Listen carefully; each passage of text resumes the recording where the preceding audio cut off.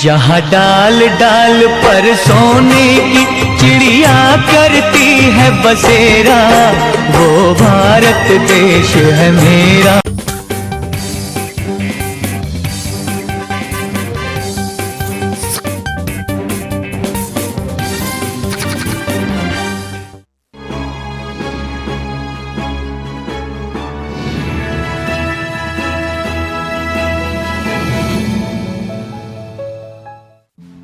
महात्मा गांधी से पहले देश में एक ऐसे महान समाज सुधारक पैदा हुए जिन्होंने जाति पाति, छुआछूत, अशिक्षा, सामाजिक कुरीतियों को खत्म करने और किसानों की स्थिति सुधारने और समाज में महिलाओं को उनके अधिकार दिलाने का उल्लेखनीय काम किया।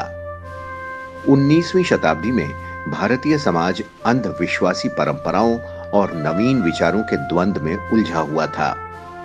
ऐसी ही विषमता भरे परिवेश में महाराष्ट्र की धरती पर गोविंद राव के घर एक बालक का जन्म हुआ। बालक का नाम रखा गया ज्योतिराव। उनका पूरा नाम ज्योतिराव गोविंदराव फुले था। वैसे उनका असल नाम ज्योतिराव गोविंदराव फुले था, लेकिन ज्योतिबा फुले के नाम से वे मशहूर हुए। जाति प्रथा, पुरोहितवाद, स्त्री पुरुष असमानता और अंधविश्वास के साथ समाज में व्याप्त आर्थिक, सामाजिक और सांस्कृतिक भ्रष्टाचार के विरुद्ध सामाजिक परिवर्तन की जरूरत भारत में शताब्दियों से रही है। इस लक्ष्य को लेकर आधुनिक युग में सार्थक, सशक्त और काफी हद तक सफल आंदोलन चलाने का श्रेय ज्योतिबा फुले को ही जाता है। महात्मा फुले भारत में सामाजिक परिवर्तन की लड़ाई के अगुवा हैं। अपने विचारों और कार्यों की बदौलत उन्होंने पिछड़े वंचित समाज को वर्ण व्यवस्था के भेदभावकारी और शोषणकारी चंगुल से आजादी के लिए निर्णायक संघर्ष का नेतृत्व किया। इसके साथ ही उन्होंने देश की पहली महिला शिक्षिका और अपनी पत्नी सावित्रीबाई फुले के साथ मिलकर महिलाओं की मुक्ति के लिए भी प्रयास किया। देश में समाज सुधार आंदोलन पर उनके प्रभावों को इस बात से समझा जा सकता है कि संविधान निर्माता डॉक्टर भीमराव अंबेडकर महात्मा फुले को अपना प्रेरणा स्रोत मानते थे। महात्मा ज्योतिबा फुले को 19वीं सदी का प्रमुख समाज सेवक माना जाता है। उन्होंने भारतीय समाज में फैली अनेक कुरीतियों को दूर करने के लिए सतत संघर्ष किया। भारतीय सामाजिक क्रांति के जनक कहे जाने वाले महात्मा ज्योतिबा फुले का जन्म 11 अप्रैल 1827 को महाराष्ट्र के पुणे में माली परिवार में हुआ था। वे एक महान विचारक, कार्यकर्ता, समाज सुधारक, लेखक, दार्शनिक, संपादक और क्रांतिकारी थे। उन्होंने जीवन भर पिछड़ी जाति, महिलाओं और दलितों के उद्धार के लिए काम किया। इस काम में उनकी धर्मपत्नी सावित्रीबाई फुले ने भी पूरा योगदान दिया। उन्होंने स्त्री शिक्षा और स्त्रियों के उत्थान के लिए भी काफी काम किए। महात्मा फुले का बचपन कठिनाइयों में बीता। महज 9 माह के थे जब उनकी मां का देहांत हो गया। उनका लालन पालन सगुणाबाई नामक एक दाई ने किया। सगुणाबाई ने ही उन्हें मां की ममता और दुलार दिया। 7 साल की आयु में ज्योतिबा फुले को गांव के स्कूल में पढ़ने के लिए भेजा गया। आर्थिक तंगी के कारण खेतों में पिता का हाथ बटाने के लिए उन्हें छोटी उम्र में ही अपनी पढ़ाई छोड़नी पड़ी। स्कूल छोड़ने के बाद भी उनमें पढ़ने की ललक बनी रही। सगुणाबाई ने बालक ज्योतिबा को घर में ही पढ़ने में मदद की। घरेलू काम के बाद जो समय बचता उसमें वो किताबें पढ़ते थे। ज्योतिबा फुले पास पड़ोस के बुजुर्गों से विभिन्न विषयों में चर्चा करते। लोग उनकी तर्क संगत बातों से बहुत प्रभावित होते थे। पड़ोसियों ने उनकी प्रतिभा को पहचाना और उनके कहने पर उनके पिता ने उन्हें स्कॉटिश मिशंस हाई स्कूल में दाखिला करा दिया। सन 1840 में ज्योतिबा फुले का विवाह सावित्रीबाई से हुआ था। ज्योतिबा फुले के काम में उनकी पत्नी ने बराबर का योगदान दिया। हालांकि वो पढ़ी लिखी नहीं थी और शादी के बाद ज्योतिबा ने ही उन्हें पढ़ना लिखना सिखाया। उन्होंने कभी पीछे मुड़कर नहीं देखा। महात्मा गांधी और कस्तूरबा के दाम्पत्य की तरह ज्योतिबा और सावित्री का दाम्पत्य भी बहुत ही मोहक और अनुकरणीय है। उसमें कहीं भी प्रतिक्रियावाद और अंध नकारवाद की जगह नहीं है। ज्योतिबा फुले से महात्मा ज्योतिबा फुले बनने की उनकी यात्रा काफी रोचक और कुछ-कुछ महात्मा गांधी के संघर्ष और अनुभव से मिलती जुलती है। जिस प्रकार महात्मा गांधी अफ्रीका में रंगभेद के शिकार हुए और बाद में उन्होंने इसे जड़ से उखाड़ फेंकने का प्रण लिया और बाद में उस प्रण को पूरा भी किया, ठीक उसी प्रकार महात्मा फुले जाति आधारित भेदभाव का दंश झेलने के बाद उसके समापन के लिए लड़ते रहे। 1848 में वो अपने एक मित्र के विवाह में शामिल होने के लिए गए थे। विवाह समारोह के दौरान दूल्हे के रिश्तेदारों ने पिछड़ी जाति का होने के कारण उनका काफी अपमान किया। इसके बाद ज्योतिराव ने जाति प्रथा को जड़ से समाप्त करने का संकल्प लिया। उन्होंने तय किया कि इसकी शुरुआत महिलाओं के सशक्तिकरण के साथ करेंगे, क्योंकि उनकी स्थिति और भी खराब थी। उनका मानना था कि जब तक समाज में स्त्रियों, नीची जाति के लोगों का विकास नहीं होगा, तब तक जाति प्रथा जैसी कुरीतियों का समाधान संभव नहीं है। उनका मानना था कि जब तक समाज में स्त्रियों और पिछड़ी जाति वालों का उत्थान नहीं होगा, तब तक समाज का चहुमुखी विकास संभव नहीं है। थॉमस पेन की किताब राइट्स ऑफ मैन ने उन्हें बहुत प्रभावित किया। थॉमस पेन की पुस्तक से प्रभावित होकर फुले सामाजिक न्याय की गहरी समझ विकसित करते हैं और भारतीय जाति व्यवस्था के कटु आलोचक बन जाते हैं। उन्होंने तर्क दिया कि महिलाओं और पिछड़ी जातियों की सामाजिक असमानताओं को संबोधित करने में शिक्षा एक महत्वपूर्ण कारक है। ज्योतिबा फुले को एहसास हो गया था कि ईश्वर के सामने स्त्री पुरुष दोनों का अस्तित्व बराबर है, फिर दोनों में भेदभाव करने का कोई मतलब नहीं है। उस समय लड़कियों और महिलाओं की दशा अत्यंत शोचनीय थी और उन्हें पढ़ने लिखने की भी अनुमति नहीं थी। अपनी कल्पनाओं और आकांक्षाओं के एक न्याय संगत और एक समाज बनाने के लिए 1848 में ज्योतिबा फुले ने लड़कियों के लिए स्कूल खोला। ये देश का पहला लड़कियों के लिए विद्यालय था। लड़कियों को पढ़ाने के लिए अध्यापिका नहीं मिली, तो उन्होंने कुछ दिन खुद ये काम कर अपनी पत्नी सावित्री को इस योग्य बना दिया। उनकी पत्नी सावित्रीबाई वहां अध्यापन का काम करती, लेकिन लड़कियों को शिक्षित करने के प्रयास में एक उच्च अशोचनीय घटना हुई। उस समय ज्योतिबा को अपना घर छोड़ने के लिए मजबूर किया गया।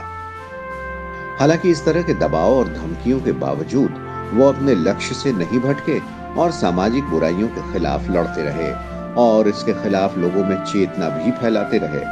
1851 में इन्होंने बड़ा और बेहतर स्कूल शुरू किया जो बहुत प्रसिद्ध हुआ। वहां जाति, धर्म और पंथ के आधार पर कोई भेदभाव नहीं था और उसके दरवाजे सभी के लिए खुले थे। लोगों ने प्रारंभ से ही उनके काम में बाधा डालने की कोशिश की, लेकिन महात्मा फुले आगे बढ़ते ही गए। सावित्रीबाई फुले स्वयं इस स्कूल में लड़कियों को पढ़ाने के लिए जाती थीं, लेकिन यह सब इतना आसान नहीं था। उन्हें लोगों के कड़े विरोध का सामना करना पड़ा, लेकिन उन्होंने कभी हार नहीं मानी। इसके बाद ज्योतिबा फुले ने लड़कियों के लिए 2 और स्कूल खोले और एक स्कूल पिछड़ी जाति के बच्चों के लिए खोला। ज्योतिबा फुले का मानना था कि समाज में बदलाव लाने की काम की शुरुआत घर से ही होनी चाहिए। उस समय ऐसा करने की हिम्मत करने वाले वे देश के पहले समाज सुधारक थे। आजीवन वे आस्तिक बने रहे, लेकिन मूर्ति पूजा का विरोध किया। 24 सितंबर 1873 को दलितों और निर्बल वर्ग को न्याय दिलाने के लिए ज्योतिबा फुले ने सत्य शोधक समाज स्थापित किया। वे खुद इसके अध्यक्ष थे और सावित्रीबाई फुले महिला विभाग की प्रमुख। इस संस्था का मुख्य उद्देश्य पिछड़ी जातियों को शोषण से मुक्त कराना था। उन्होंने मूर्ति पूजा का भी विरोध किया और चतुर्वर्णीय जाति व्यवस्था को ठुकरा दिया। इस संस्था ने समाज में तर्क संगत विचारों को फैलाया और शैक्षणिक और धार्मिक नेताओं के रूप में उच्च वर्ग को स्वीकार करने से इनकार कर दिया। सत्य शोधक समाज पूरी तरह से गैर राजनीतिक संगठन था। राजनीतिक सवालों पर बोलना उसमें सख्त मना था। ये महात्मा फुले का जनता पर प्रभाव और अनूठी कार्यशैली थी कि सत्य शोधक समाज को पांव जमाने में देर न लगी। स्थापना के कुछ ही महीनों में मुंबई और पुणे के शहरी और ग्रामीण क्षेत्रों में उसकी शाखाएं स्थापित होने लगीं। कोल्हापुर के शासक शाहू महाराज ने इस संस्था को भरपूर वित्तीय और नैतिक समर्थन दिया। सत्य शोधक समाज की मान्यताएं थी, भक्त और भगवान के बीच किसी बिचौलिए की कोई जरूरत नहीं। बिचौलियों की तरफ से लादी गई धार्मिक दास्ता को नष्ट करना और सभी जातियों के स्त्री पुरुषों को शिक्षा उपलब्ध कराना। सत्य शोधक समाज के प्रमुख उद्देश्य थे पुरोहित, सूदखोर आदि की सामाजिक सांस्कृतिक दास्ता से मुक्ति दिलाना, धार्मिक सांस्कृतिक कार्यों में पुरोहितों की अनिवार्यता को खत्म करना, पिछड़ों को शिक्षा के लिए प्रोत्साहित करना, सामूहिक हितों की प्राप्ति के लिए उनमें एकजुटता का भाव पैदा करना, धार्मिक और जाति आधारित उत्पीड़न से मुक्ति दिलाना, पढ़े लिखे पिछड़े वर्गों के युवाओं के लिए प्रशासनिक क्षेत्र में रोजगार के अवसर उपलब्ध कराना। कुल मिलाकर यह सामाजिक परिवर्तन के घोषणा पत्र को लागू करने का कार्यक्रम था। पिछड़ी जातियों को ज्योतिबा फुले पर भरोसा था। इसकी सबसे बड़ी वजह शिक्षा के क्षेत्र में किए गए उनके काम थे। इसीलिए सत्य शोधक समाज को उन्होंने हाथों हाथ लिया। कुछ ही सालों में उसकी शाखाएं मुंबई और पुणे के शहरी, कस्बाई और ग्रामीण क्षेत्रों में खुलने लगी। एक दशक के भीतर वो संपूर्ण महाराष्ट्र में पैठ जमा चुका था। समाज की सदस्यता सभी के लिए खुली थी। अति पिछड़ी जातियां तेजी से उससे जुड़ने लगी। लोगों ने शादी ब्याह, नामकरण ऐसे अनेक अवसरों पर पुरोहितों को बुलाना छोड़ दिया। इसी साल उनकी पुस्तक गुलामगिरी का भी प्रकाशन हुआ। 1873 में प्रकाशित ये पुस्तक आज भी समाज में हो रहे भेदभाव पर खरी उतरती है। दोनों ही घटनाओं ने पश्चिमी और दक्षिण भारत के भावी इतिहास और चिंतन को बहुत प्रभावित किया। महात्मा फुले की किताब गुलामगिरी बहुत कम पृष्ठों की एक किताब है, लेकिन इसमें बताए गए विचारों के आधार पर पश्चिमी और दक्षिणी भारत में बहुत सारे आंदोलन चले। उत्तर प्रदेश में चल रही दलित अस्मिता की लड़ाई के बहुत सारे सूत्र गुलामगिरी में ढूंढे जा सकते हैं। आधुनिक भारत महात्मा फुले जैसी क्रांतिकारी विचारक का आभारी है। अमेरिकी राष्ट्रपति के भारत दौरे के दौरान पूर्व उप मुख्यमंत्री छगन भुजबल ने मुंबई में बराक ओबामा को यह पुस्तक भेंट स्वरूप दी और उन्हें इसका सार बताया। इससे ओबामा भी प्रभावित दिखे और भारत से अनमोल भेंट कहकर इस किताब को स्वीकार किया। महात्मा फुले ने समाज के लिए काम करते हुए अनेक पुस्तकें लिखी। ये सभी पुस्तकें उनके कार्य को गति प्रदान करती हैं। ज्योतिबा फुले ने गुलामगिरी के अलावा तृतीय रत्न, छत्रपति शिवाजी, राजा भोसले का पखड़ा, किसान का कोड़ा और अछूतों की कैफियत जैसी कई पुस्तकें लिखी। ज्योतिबा ने किसानों, श्रमिकों और अन्य सर्वहारा वर्ग की दबी आवाज को उभारने के मकसद से जनवरी 1877 में एक साप्ताहिक समाचार पत्र का प्रकाशन संपादन शुरू किया। उस समाचार पत्र का नाम दीन बंधु था।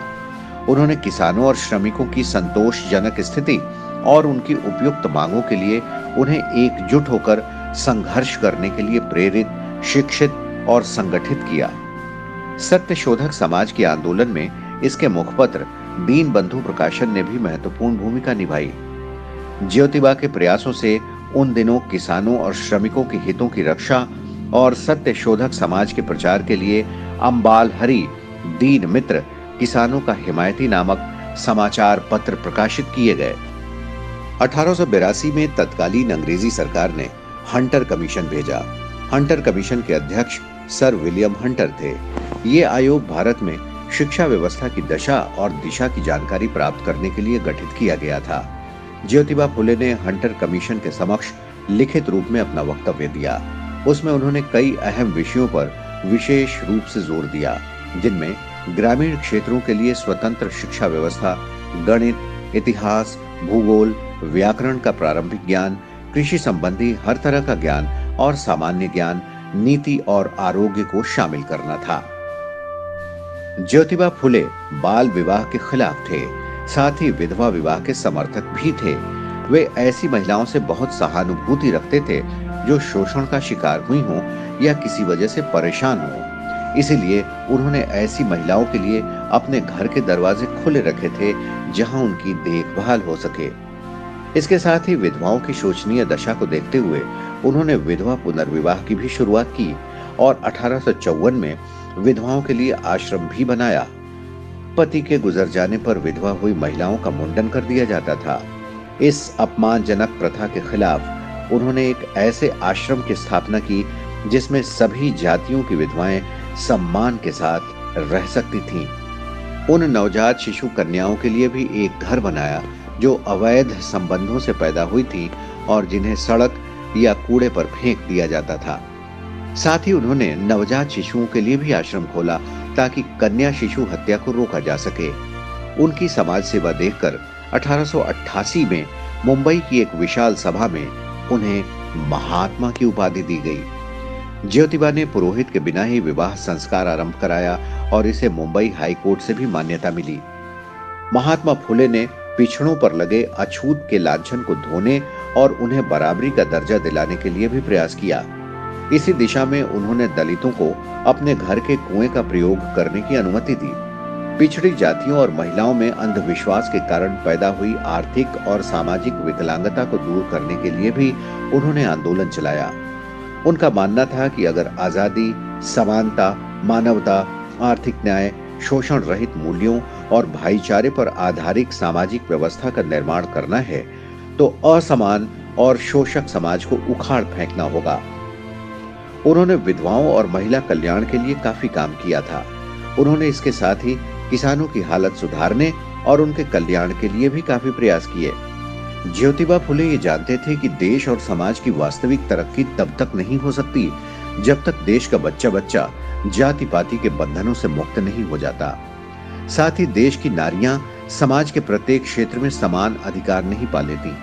उन्होंने तत्कालीन समय में भारतीय नव युवकों का आह्वान किया कि वे देश, समाज, संस्कृति को सामाजिक बुराइयों और अशिक्षा से मुक्त करें और एक स्वस्थ, सुंदर, सुदृढ़ समाज का निर्माण करें।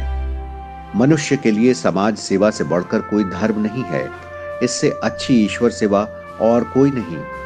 महाराष्ट्र में सामाजिक सुधार के पिता समझे जाने वाले महात्मा ज्योतिबा फुले ने आजीवन सामाजिक सुधार के लिए काम किया।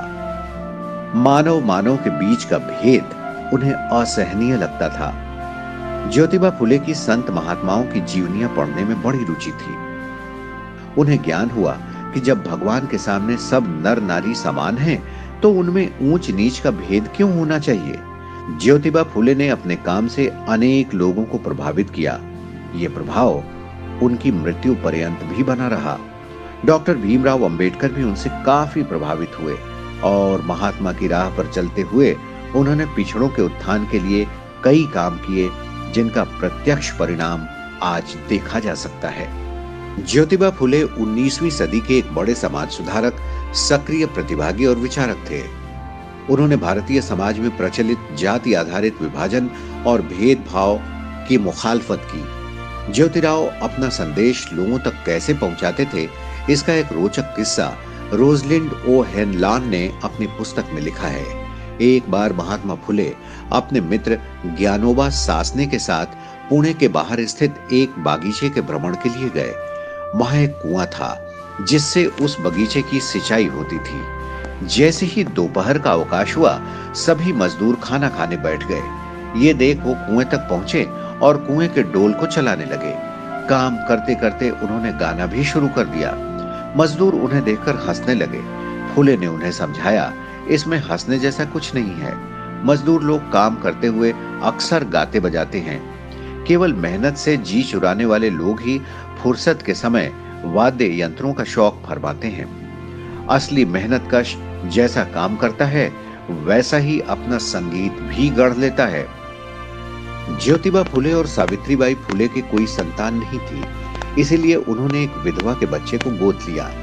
27 नवंबर 1890 को उन्होंने अपने सभी करीबियों को बुलाया और कहा कि अब मेरे जाने का समय आ गया है। मैंने जीवन में जिन जिन कामों को हाथ में लिया है, उसे पूरा किया। मेरी पत्नी सावित्री ने हरदम परछाई की तरह मेरा साथ दिया है और मेरा पुत्र यशवंत अभी छोटा है और मैं इन दोनों को आपके हवाले करता हूँ। इतना कहते ही उनकी आंखों में आंसू आ गए और उनकी पत्नी ने उन्हें संभाला। 28 नवंबर 1890 को ज्योतिबा फुले ने नश्वर शरीर त्याग दिया और इस तरह एक महान समाज सेवी इस दुनिया से विदा हो गया। उनके देहांत के बाद सावित्रीबाई फुले ने सत्य शोधक समाज की बागडोर संभाली। महात्मा ज्योतिबा फुले की मृत्यु के बाद उनके अनुयायियों ने सत्य शोधक समाज को दूर दूर तक पहुंचाने का काम किया। ज्योतिबा फुले ही अपने समय के ऐसे समाजशास्त्री और मानवतावादी थे जिन्होंने ऐसे साहसिक विचार पेश किए। महात्मा फुले ऐसी सामाजिक व्यवस्था के आमूल चूल परिवर्तन के पक्षधर थे जिसमें शोषण करने के लिए कुछ लोगों को जानबूझकर दूसरों पर निर्भर, अनपढ़, अज्ञानी और गरीब बना दिया जाता है। उनके मुताबिक व्यापक सामाजिक आर्थिक परिवर्तन के लिए अंधविश्वास उन्मूलन एक हिस्सा है। परामर्श, शिक्षा और रहने के वैकल्पिक तरीकों के साथ साथ शोषण के आर्थिक ढांचे को समाप्त करना भी बेहद जरूरी है। भारतीय लोकतंत्र में स्त्री, दलित, शोषित, किसान और श्रमिकों की जैसे जैसे उन्नति होगी वैसे वैसे महात्मा फुले का व्यक्तित्व अधिकाधिक उभर कर सामने आएगा। महाराष्ट्र के एक किसान परिवार में जन्मे महात्मा फुले देश में सामाजिक क्रांति के अग्रदूत रहे। गांधी जी उन्हें सच्चा महात्मा कहते थे और उन्हें अपना प्रेरणा स्रोत मानते थे। बाबा साहब अम्बेडकर उनके सामाजिक दर्शन से प्रभावित ही नहीं थे, बल्कि उन्हें भगवान बुद्ध और कबीर गुरुओं के साथ अपना तीसरा गुरु मानते थे। आज भी लोग ज्योतिबा के कार्यों से प्रभावित हो रहे हैं। सत्य शोधक समाज के माध्यम से फुले ने पिछड़ों को अपने विकास और मान प्रतिष्ठा अर्जित करने का जो रास्ता करीब सालों पहले दिखाया था, सामाजिक न्याय के लिए वो आज भी उतना ही जरूरी और प्रासंगिक है।